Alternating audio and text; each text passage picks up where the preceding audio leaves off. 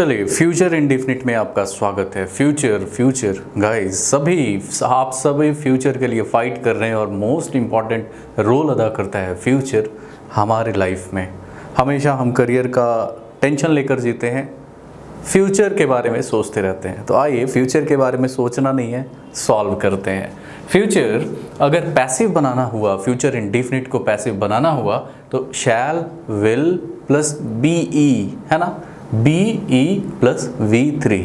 Guys यहाँ पे ध्यान देने वाली बात यह है कि आपने तीन चीज़ों का बड़ा ध्यान रखना है कि बी ई, बिन, BEEN और बीइंग, BEING, इन तीनों का अलग अलग यूज़ है। आपका बहुत ज़्यादा चांस है, अगर आप फर्स्ट टाइम वॉइस बना रहे हैं तो बी, बीइंग और बिन, इन तीनों को आप अलग अलग यूज़ ना करके मिक्स कर देंगे, है ना। कई बार आप कंफ्यूज हो जाएंगे कि बीई बोला था, बिन बोला था, बीइंग बोला था, और इसका एक ही इलाज है गाइस, प्रैक्टिस। 20 बार से ज़्यादा प्रैक्टिस।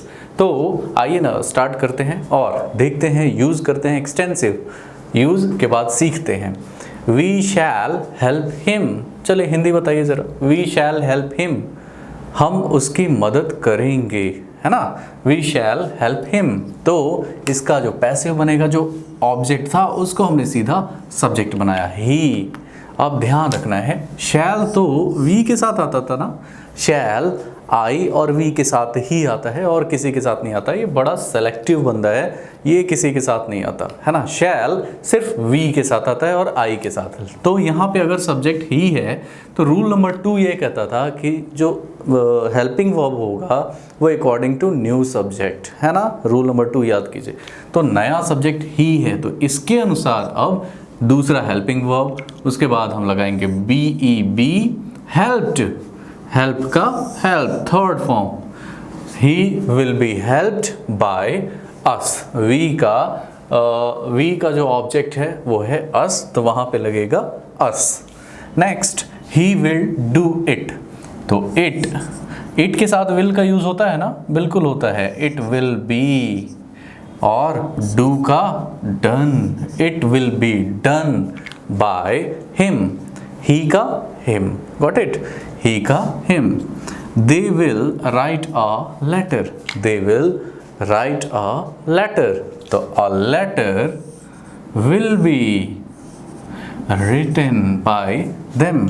इतना ही आसान है ये वॉइस सीखना और यूज़ करना। हालांकि अभी बहुत बड़ा वॉइस का पार्ट है जो कि अभी आपने नहीं पढ़ा है। इसमें क्वेश्चंस कैसे WH फैमिली को यूज़ करते हैं वो सब मैं अभी आपको बताऊंगा धीरे धीरे। लेकिन हाँ, ये आपका बेस है और ये आपने सीख लिया तो अगले पार्ट में दिक्कत नहीं होगा, जो कि आप सीख भी रहे हैं। ये बड़ा आसान है ना, आसानी से आप यूज़ कर पा रहे हैं, देख पा रहे हैं, समझ पा रहे हैं। आगे चैप्टर्स में इस चैप्टर में जो आएगा वो भी आप आराम से समझ जाएंगे, डोंट वरी। चलिए चलते हैं अगले पार्ट में। तो फ्रेंड्स, फ्यूचर कॉन्टिन्यूअस टेंस में आपका स्वागत है। फ्यूचर कॉन्टिन्यूअस टेंस का मतलब कोई ऐसा काम जो कि फ्यूचर में हो रहा होगा, है ना। मैं फ्यूचर में क्रिकेट खेल रहा होऊंगा, या फिर मैं फ्यूचर में यूट्यूब पे लाइव वीडियोज़ के रूप में क्लास ले रहा होऊंगा। आप फ्यूचर में गवर्नमेंट सर्वेंट के रूप में काम कर रहे होंगे इनकम टैक्स डिपार्टमेंट में, या फिर आप फ्यूचर में मिनिस्ट्री ऑफ एक्सटर्नल अफेयर्स, विदेश मंत्रालय में लंदन में काम कर रहे होंगे।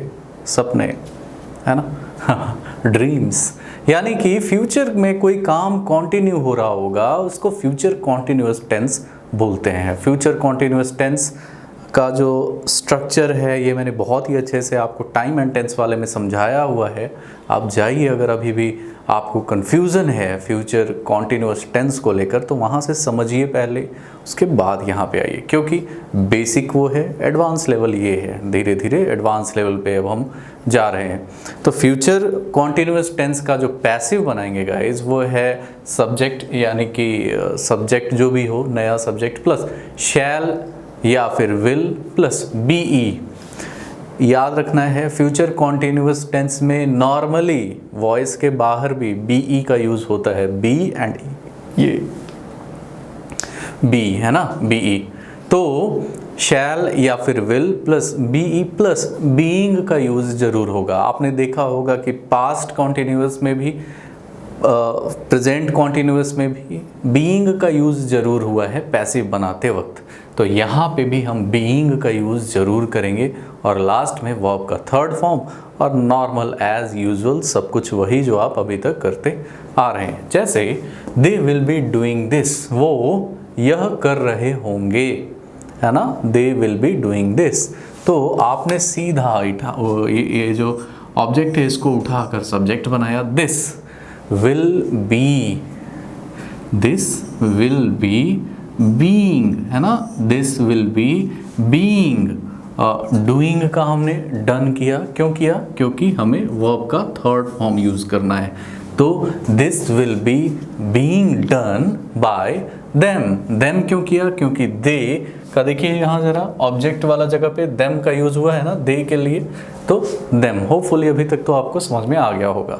Next, she will be playing cricket, वह क्रिकेट खेल रही होगी। तो इसका जो बनेगा ऑब्जेक्ट को हम सब्जेक्ट में चेंज करेंगे, क्रिकेट, है ना, cricket will be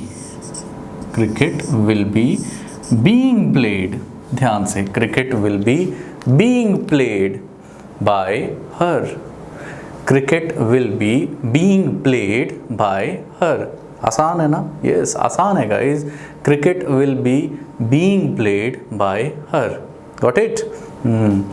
they will be helping us, यानी कि वो लोग हमारी मदद कर रहे होंगे, got it.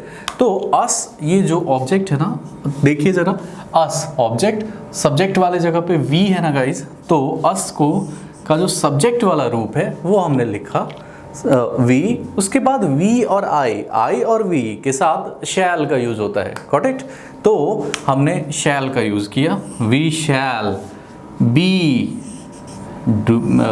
Being helped by them. आसान है ना, यस आसान है। आपको होपफुली फ्यूचर कॉन्टिन्यूअस टेंस का पैसिव वॉइस कैसे चेंज करते हैं समझ में आया होगा। चलते हैं फ्यूचर परफेक्ट और फ्यूचर परफेक्ट कॉन्टिन्यूअस की दुनिया में, उसके बाद मैं आपको कुछ और भी चीज़ें इसमें सिखाने वाला हूँ। चलिए चलते हैं। फ्यूचर परफेक्ट टेंस की दुनिया में स्वागत है। फ्यूचर परफेक्ट टेंस यानी कि कोई काम फ्यूचर में डन हो चुका होगा, है ना, कोई काम फ्यूचर में हो चुका होगा और इसलिए हम उसको फ्यूचर परफेक्ट टेंस बुलाते हैं। फ्यूचर में कोई काम डन हो चुका होगा गाइस, कोई काम कंप्लीट हो चुका होगा। जैसे I shall have written the letter, मैं पत्र लिख चुका हूँगा, है ना। I shall have attended the class, मैं क्लास को अटेंड कर चुका हूँगा, got it. I shall have recorded my videos, मैं अपने वीडियोज़ को रिकॉर्ड कर चुका हूँगा। आपके लिए I shall have watched the videos, मैं वीडियोज़ को देख चुका हूँगा। कितनी बार? 20 बार। 20 बार से कम नहीं देखना है ताकि आपका बार बार रिवीजन हो सके। तो इस तरह का जब भी आप सेंटेंस बोलते हैं इट मीन्स कि फ्यूचर में कोई काम डन हो चुका है, कंप्लीट हो चुका है।